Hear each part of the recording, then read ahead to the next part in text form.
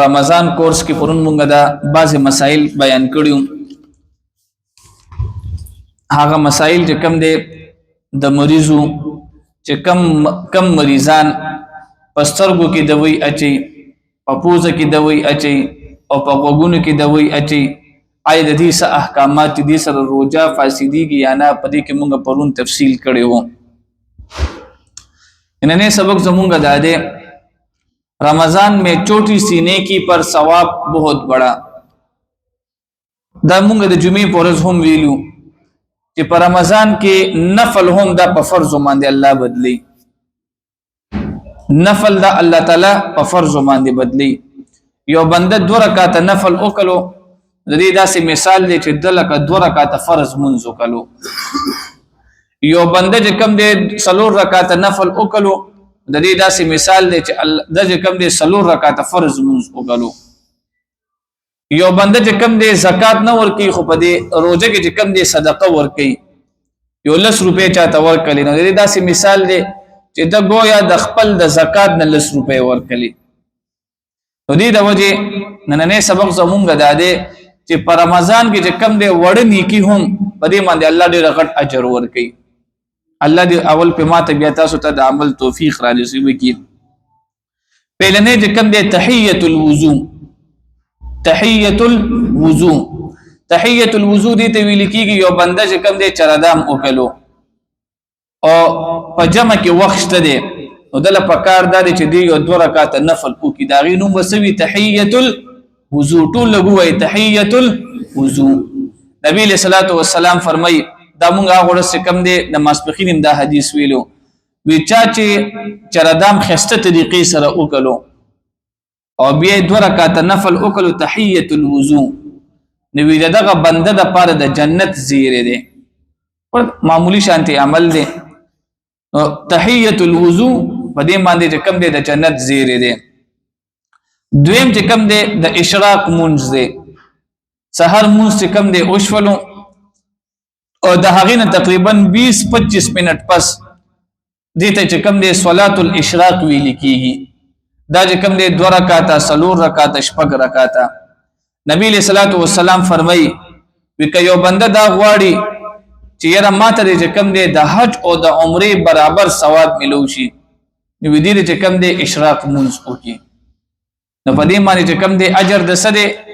د اجر په د سده د عمرې او د حج. بیا چې کم دی نماز چاشت دی، نماز چاشت دا چاشت چې کم دی دا داسې 11 بجو کې تقریبا کېږي، 11:30. نو دا ټیم زمونږ او تاسو د دکان دراتلو وي، نو دا ځان ته یو عادت جوړول پکار دی چې به زه دکان ته راغلم نو په دکان کې به اولنې کار زما سوي، زما اولنې کار به دا وي چې په جمعات کې په دکان کې به یو رکوع تلاوت وکړم، په دکان کې اولنې کار به زما دا وي چې زه 11 بجې راغلم زه به یو 2 رکعات نفل کوم. نو اوس په دکان کې یا په کور کې دغه ټیم چې کم دی کم موسیقيږي هغه ته سی ویل کېږي صلات چاشت. نبی صلی الله علیه وسلم فرمایي چې دا چاشت منز ابو هريره رضی الله تعالی عنہ فرمایي وی نبی صلی الله علیه وسلم ماته د 3 شیزونو وصیت کړی و. نبی علیہ السلام چې کله وفات کېدلو نو ماته د 2 شیزونو وصیت کړو د 3. وی په هغه کې یو نبی علیہ الصلوۃ والسلام دا هم ویلو ماته چې چاش مونږ دا مپرېږدا. سړی چې کله وفات کیږي نو دې چې کم د خپل بچو ته وصیت کوي چې بچي زما جنازه وداسه کوي، زما ملما وداسه سپاره او خپل مینس کې به اتفاق ساتي. نو په دې دوران کې خلک قیمتي خبرې کوي ځکه وخت کمی او بدی چې کم دی زر وته خبر یو کی. نبی صلی الله علیه وسلم ته وصیت د سو خبرو کړو 3. پاغي کې اولنې خبره د سوا د چاشت او دویم دا الله رب العزت چې کم دی په بدن کې 380 جوړونه جوړ کړی دي، دې ته جوړ ویل کېږي. دا ګوته چې دا سره امات شي، نو زمونږ په بدن کې سو جوړونه دي 380. نو علما دي کې فرمایي وی چې کم یو بنده چاش منز وکړو نو وی داسې شو چې ته د چې کم دی د هر یو جوړ صدقه ورکړه. ګوره مونږ سره چې کم دی کنه د صحت قدر نوي او چې کله بنده بیمار شي بیا وی یاره وی دا ټول کې قیمتي څه کم دی دا شی دی نو دې د وجه کوم دی دا د مسلم شریف حدیث ته نبی صلی الله علیه وسلم وی دا فرمایي ک یو بنده وی چې زما د 360 د جوړونو صدقه زور کما دې سکه چاش منځ کې دا 2 رکعات کې دي شي دا 3 رکعات کې دي شي دا 6 رکعات کې دي شي یو منځ دی نماز اوابین